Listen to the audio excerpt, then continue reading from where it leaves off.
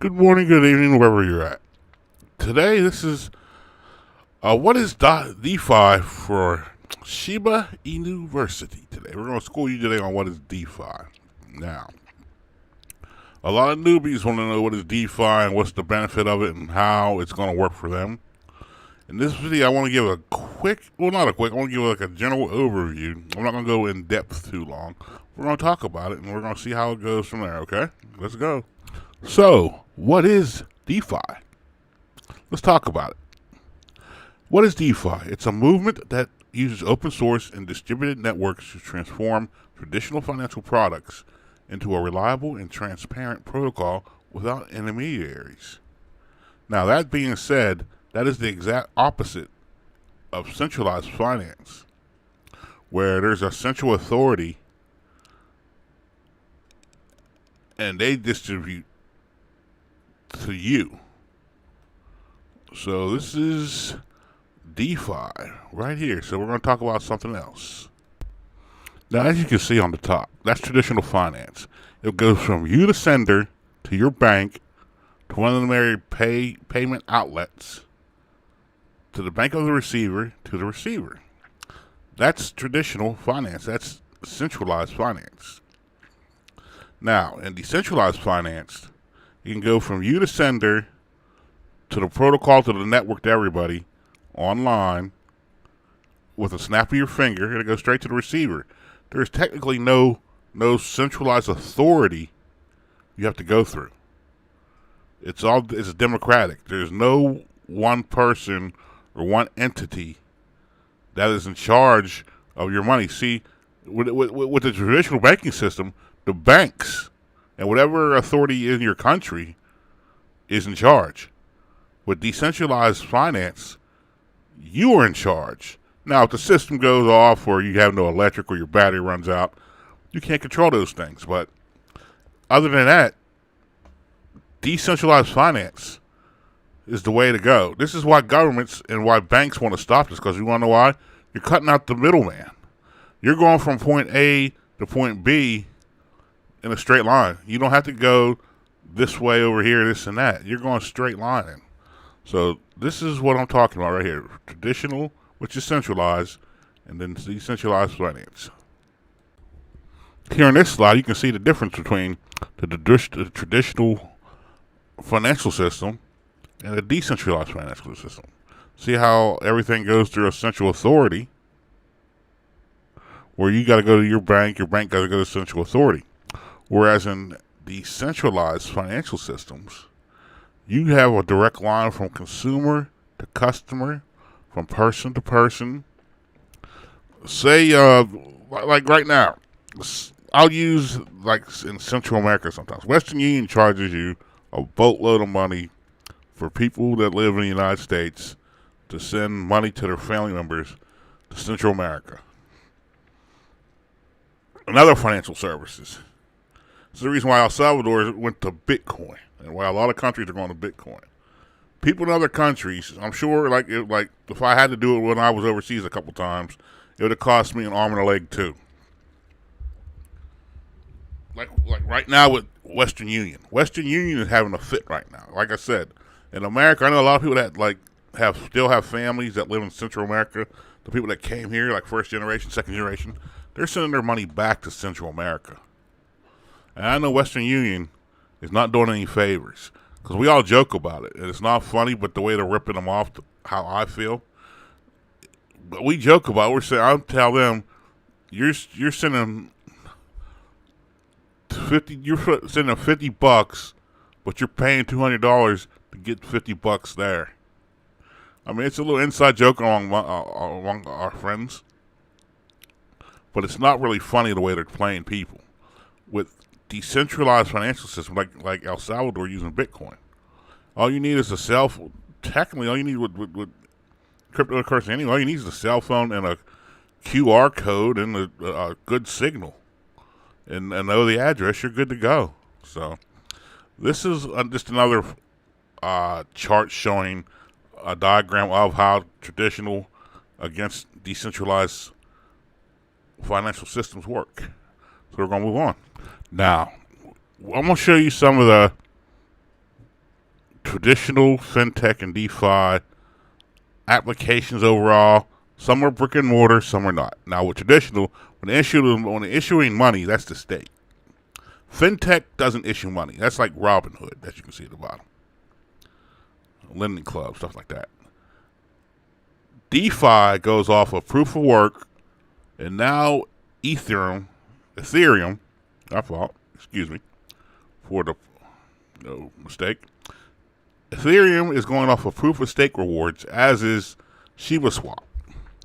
Proof of stake is where you the people, use your tokens to validate for the blockchain, for the L2 blockchain coming up. Basically, I can go in depth with that, but we'll let it go for here. Now, as far as transferring money, the traditional way of transferring money is fiat currency. Dollars, yens, rubles, pounds, Deutschmarks, euros, the like. I think I said euros. Anything but Zimbabwe dollars, man. No offense. And fintech, you get Revolut and TransferWise. Revolut, my fault. See, I'm going to have a bad day with pronouncing things today. Revolut and TransferWise. Now with DeFi, again, it's cryptocurrency and tokens transactions. So all your little transactions you do is like when you go to Shiba Swap, and it's that when you get that little circle going, and then when it dings, it says transaction confirmed, and it took and certain, like if you go to Uniswap, it'll say transaction confirmed, and then you hit the blue writing, and it takes you straight to Etherscan IO, and you see your confirmation right there. Now, as far as lending and borrowing money, it's the banks. Banks, and I don't say banks, I'm using banks like, I'm saying credit institutions, credit unions, I'm saying those highway robbery rip-off places for loans. I'm using that overall. Like if you're lending, or like I said, if you go to fintech, you're going to a lending club. Or if you go to DeFi, don't put anything in my mouth about this. I don't know if they're going to do this. So don't say, oh, boy said they're doing this. This is what some DeFi programs do. They do tokenized P2P debt. Shiba Swap may do that. I don't know. They might not. I don't know. Now, as far as exchanging assets, traditional uses things like brokers, like they use NASDAQ, S&P, the Hong Kong Exchange, Johannesburg Exchange, London Stock Exchange, the Beijing Stock Exchange, the Toronto Stock Exchange, you name it. Fintech doesn't. In DeFi, we have Shiba Swap and Uniswap. Those are not just the only two, but I'm just saying that to give you an example. We exchange our assets there for what we want. In that, it's called you're swapping. Basically, it means not hard to understand here. But as far as when you want to invest money, now here's where it turns up different. It goes to stocks and bonds, and accessible through them. On fintech, you go to Robinhood. And on DeFi, you can go to tokenized financial products like ICOs, STOs, etc. So as you can see, traditional, first of all, you're going through the state. So you know the state's not doing you any favors for free. First of all, not doing you any favors, period. So, and then you're dealing with fiat, whereas in crypto, like I said, it's your money. It's in your phone. All you need is a phone. Everybody and their brother in this world has a phone. Everybody and their sister has a phone, a smartphone. No matter how crappy or so, you got a smartphone, and that's all you need. You're banking the unbanked, and I think that's why these governments want to take this away from them, because you're not really knocking them out of business. You're just taking their money away from them. And I think that's why these institutions are coming over here. That's why all these damn gas fees are so high. Well, I'm like, hold on, let me stop. This isn't that part of the program. I'm not doing that type of video about that, because I'm about to go in on that, but let me go. So, this is just like traditional fintech and DeFi. So, let's go on to the next part. Now, as I said before, decentralized finance technology is a new type of decentralized monetary system that uses public blockchains like Ethereum as the underlying technology. The components of decentralized finance include digital assets, protocols, smart contracts, and the apps. Now, this can't be tampered. Like, I can't do anything, you can't do anything. You need a contract. Some people rescind the contract, they let it alone, whatever they do with it. Those highly programmable architecture, Like I said, you need smart contracts. This isn't like I can hack. I mean, not that I can hack anyway. Not that I'm like the computer genius I seem I am, but you can't really hack this stuff unless you really know what you're doing. And from what I see a lot of crypto, a lot of guys will tell you they know what they're doing, but they don't know what they're doing. But it's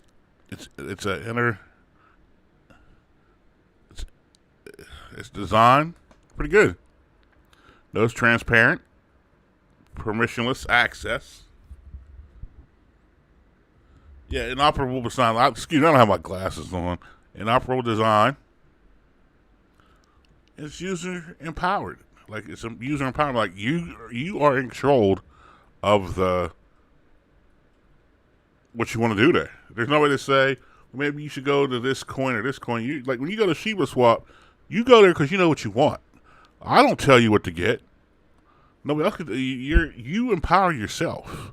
So that's what I like about it.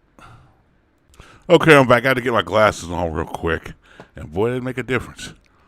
Inoperable design. Wow. Okay, as you can see, the decentralized finance technology use cases. Asset management allows you to buy, sell, transfer stake, and earn interest on digital assets, which all Shiba Swap does. And when people need to use it more, they're bitching and moaning how, oh, I don't see any rewards. Well, are you staking? Are you doing this? Are you doing that? Are you paying attention to what's going on? Are you reading what's happening with Bone, how it's decreasing in production? Are you doing anything you can do to help? Let me stop. This is what this video is about. There's data analysis and risk management. Helps to analyze data for risk management and reduction. That was redundant, I think. Infrastructure development. It offers the tools to develop, integrate, and compile blockchain solutions. As you're saying, we're getting ready to get with Shibarium, our layer 2, which this is my personal thing. I'm not saying this is going to happen, or I have no inside. I think Shibarium will be done by the beginning of November. That's just me. And that's just others who I talk to, who I ain't going to throw out there because that's just our private conversations. I think Shibarium will be done in the beginning of November. I do. I happen to think that. I think these guys are smarter than they're letting on. Now, okay, there's a digital identity. It offers portable, self-sovereign identity that is secure and private. Like, it's your business. Now, it depends. Governments want you to do the KYC thing, know your customer. So they might, I don't know how that's doing. Like I said, I don't have that insight. I'm not on the inside like that to know. If I was, I'd try to let you guys know because you need a head up too. Okay, now it offers insurance. It provides automated insurance claims, secured audits, and reduces paperwork. Everything's on the blockchain. You can find out, like remember those when them terrorists intercepted a fund or were extorting somebody over in England? How do you think they found them? They can get that's why I don't understand why these governments are crying about this technology when they can easily find out who's getting what or what you're doing on the blockchain. It's a matter of they're not getting their cut. That's the problem with them. Like I said, they can find a terrorist who's extorting people for crypto. They can find me if I'm shaking them down for 10 million in taxes. If I'm ducking 10 million in taxes on crypto, they got the blockchain as a proof. But let me stop to say that type of video. This is for the DeFi. Now, I have to give you both sides of it. I can't give you all the sunny without the cloudy and rain. So here's the pros to DeFi. It's access to everybody. It's transparent. It's time-saving. And it reduces the possibility of human error. And there's no intermediaries. Don't go through a centralized governmental system. Now, that being said, the cons are, which I don't know why infancy stage. I don't know why we did that one. Who did this? Like, I have a team that did it, so come on, man. Infancy stage. So some of you guys are trying to get slick over here. Quit using words trying to sound smart. The infancy stage, well, we'll use it anyway. The lack of scalability, the risk of scam, and that depends, because if you like, I don't know if some of you have done this. Sometimes I over-torqued my slippage before on BC chain, on Binance Smart Chain tokens, I over torqued my slippage, and I got that's how you get. I got attacked on a sandwich attack on Pancake Swap. I over torqued my slippage, and they got me. I learned that's a lesson learned. The lack of user friendliness. I don't think that. Have you ever used a swap before? I don't think that's what it is. But some people, I can see where I can see why they put that in there. Because some people, if you're not used to it, or if you're a first timer, you'll be like, "What the hell is this?" So I can understand the lack of user friendliness. Okay, there's a high demand and there's a high interest rates. The gas prices, the gas fees lately should tell you that one. But for me, overall, I'm choosing it because I like my freedom. So I don't want to give you all the I don't want to give you all the ice cream and the cherries on top. Well, I'm letting you know the ice cream can melt too. You know what I mean? You got to make this decision. That's why they always say, do your own research, DYOR, and do your own diligence. And it don't hurt to ask me, but I can't give you financial information. This is not financial advice. I can tell you what I would do, but I can't tell you what you should do. I'll just leave it at that. Now, again, I want to recap between traditional and decentralized finance. Traditional, you'd say centralized finance, same thing. Like I said, my team, you guys got your masters, this, that, and there, but you guys are going a little overboard with this stuff over here. Now, back to this. Cross-border payments are difficult, they're slow, and high fees. Like I said, Western Union, they're killing people. I know in all their countries they got to be doing this too. And decentralized finance, the only fees you're paying really is gas fees to send something. Savings and lending, there's a middleman involved, like the bank. So you got to do the old hand in your hat routine sometimes, depending on who you are. Or if you ain't got the best credit, I understand. With decentralized is peer to peer, and like the users, the people using the exchange, retain a higher percentage of the value of it. So it's not like you're going to get screwed over unless you screw somebody else over. See what I'm saying? What you get is what you're going to get. I mean, what you give is what you're going to get in return. Now, onboarding, you need to register. There's processing times of traditional finance, this, that, and there. When you want to onboard in decentralized finance, there's no registration. There's an instant onboard. Accessibility, and as I told you, this is a big one. Traditional finance is not available in a lot of countries. Look at Southeast Asia, some of Africa, some of Southern America. Hell, even in the United States, let's just keep it 100 over here. I mean, some people don't have access to a bank. But with decentralized finance, it's available globally, it's even including developing countries. And like I said, everybody, I don't know if you people really understand the scope of having a smartphone.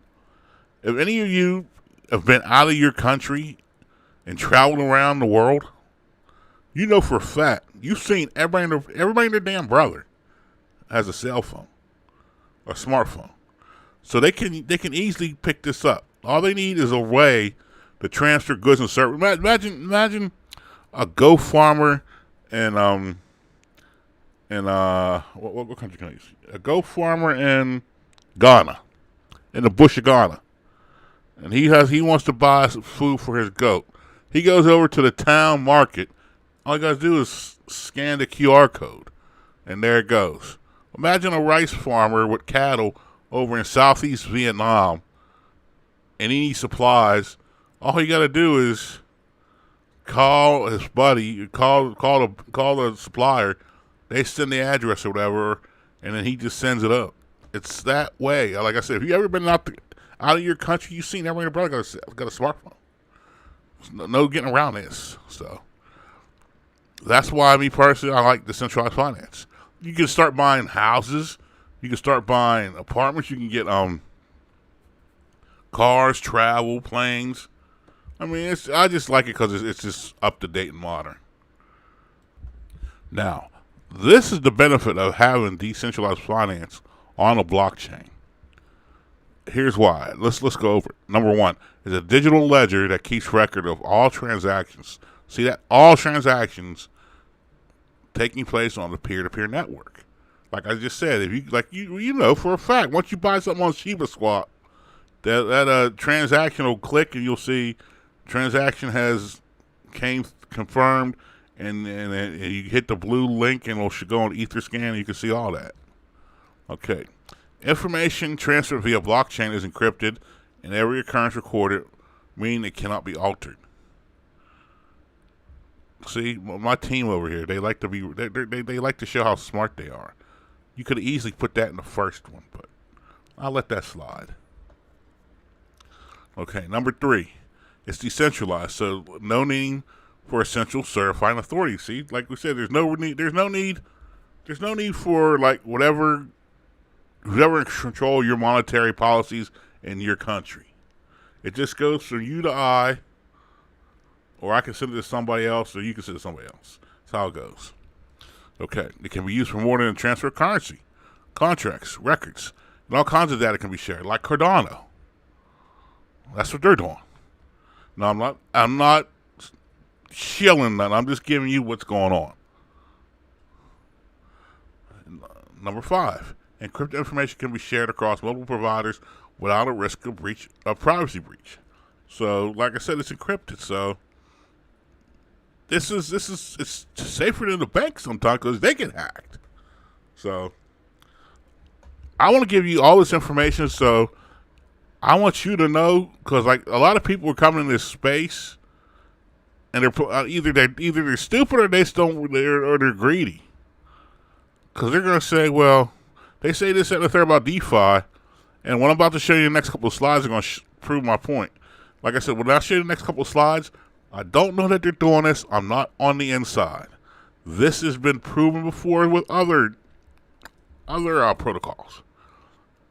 But I'm gonna tell you what happened. And like, if you don't understand this, go back and watch the video. Let me go. Hold on a minute. Now I want to touch on these real quick. These are types of stable coins which are coming because these are also included. I won't do a deep dive, but I do want to touch on it because it's part of the exchange.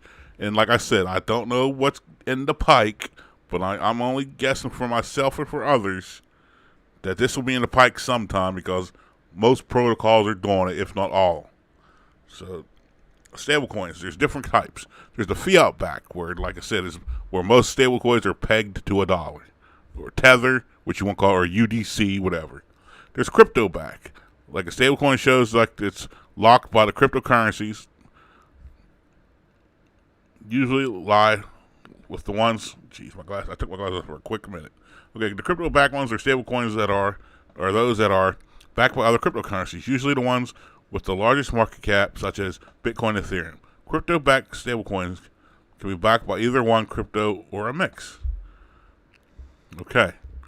So right now we know you can either use fiat, you can use Tether, there's Tether, there's Gemini's Tether, there's UDC, there's a couple more, I forget. There's a crypto-backed where mostly is the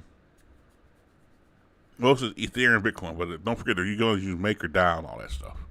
All right, there's the commodity-backed ones. The commodity-backed stablecoins are those that are backed by commodity that is a fungible, i.e., interchangeable, which is traded on a market. For all, like I said, you can back it up with, like I said, non-fungible tokens. There's people making a killing off of those. If that's what they do. I'm not saying they're doing any of these. I'm just saying it's what other swaps do, other protocols do. Now, and then you got the non-collateralized ones. The non-collateralized stablecoins are stablecoins that are not backed by any asset, but are algorithms to adjust the supply and demand, the stablecoin, in order to keep the value stable. And if you want to find out what this is, look up elastic stablecoins. That's what that's called. Or like I think. Okay, here we go. This is just my guess. I'm not saying it's 100% certain. I'd say if we have a SHE token, it's going to be fiat backed. I think the Shiba token for the ecosystem token, because we are like right now, Bone is for Bone is the governance. Leisha is for like Shibari, and She is going to be the stable is the penny one, and Sheeb is the whole ecosystem. I think She is fiat backed. I think they're going to non-collateralize SHIB. That's why we got such a high demand. And don't tell me, oh, it won't go to $1. If you fiat back it, it still can go to $1 because you're backing it against. Look, you can back it against any of these. You can back it against fiat because it's still $1. If you got the money, you can do it. As long as you got the collateral to do it. That's what, and I think that's why they overcharge you sometimes, just so you have it. If it's crypto back, you can back with Bitcoin or Ethereum, which like we're trained for Ethereum anyway. And if it's commodity back, non-fungible tokens. The non-collateralized ones, it's just a scale as far as the supply. Whenever there's low supply, the price is up. When there's a high supply, the price is down. It's not that hard to do, people. Everybody goes, oh, I won't go to $1 because of the market cap. Look, this isn't stocks and bonds, people. Look at all these protocols that are over $1. There's some protocols that are like $25, $18. I think Uni's like 12 or something, ain't it like that? You people gotta like quit thinking. I gotta think outside the box, not inside the box. So, and I'm gonna have another thing to show you right here. Now, see, this is what I'm showing you guys. All these are pegged to the U.S. dollar. Tether, True USD, which I think Gemini, MakerDAI, USD Coin. I think whatchamacallit uses that. Coinbase uses that. HUSD, which is Weeby, I think. Yeah, Weeby. I don't know how to pronounce the name. Sorry, my Asian friends. And Pax Gold. All you gotta do is all they do is tag it to it. All you gotta do is tag Shiba Inu to one of these. Or if it's an algorithmic stable coin, like I said before, all you gotta do is when the supply is high, the price is, low, and when the price is high, the supply is low. That's all you gotta do. So you guys want to I know this is like similar to the stock market, but it's not like it's. Hang on, what I just say is not like my fault. It's similar to the stock market, but there are different things there are things different about it. So you can basically get away with doing it. I mean, but the problem is with a lot of you guys, and this is just my side talk right here. A lot of you guys don't want to go in for the long haul. You want to get it to $1 so a lot of you can sell. And I don't want to hear your sad stories because, no offense, we all have sad stories. I'm tired of hearing, well, I grew up poor. Who fucking hasn't? But you can tag this to $1. So I thank you for watching the video, and I hope you have a little bit of understanding of DeFi, what it is compared to what you known or what you maybe something new that you never heard of before. But if you never heard of this, you should not invest in something you don't know. You should always do your due diligence. And you can ask questions, but don't get offended when somebody says they can't give you advice, which they can't give it to you in certain places. I mean, if you want to ask, well, what would you do? And I can tell you, hey, what I would do. Other than that, man, I thank you for watching this video. And if you guys want me to make more videos, I have no problem. So, thank you.